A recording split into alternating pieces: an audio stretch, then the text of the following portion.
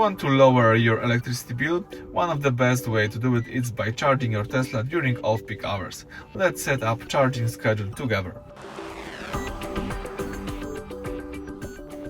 Alright, so let's start from the beginning. So let's here open the car icon, and as you can see now you've got the full list of available settings that you can use on your Tesla.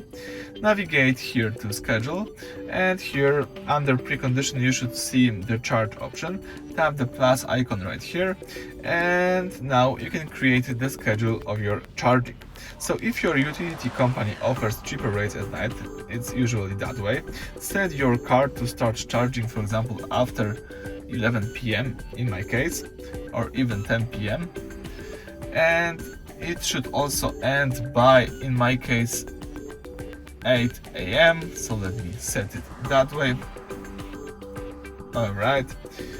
And you can also set this on some days in the week if you would like to, or for example if you have cheaper prices on weekends, let's set it on Sunday and Saturday. You can also repeat this weekly if you would like to, and in my case let me disable this feature. Now tap create, and what's also really important, you can use the schedule right now in current location, so it will save only the schedule for the current location.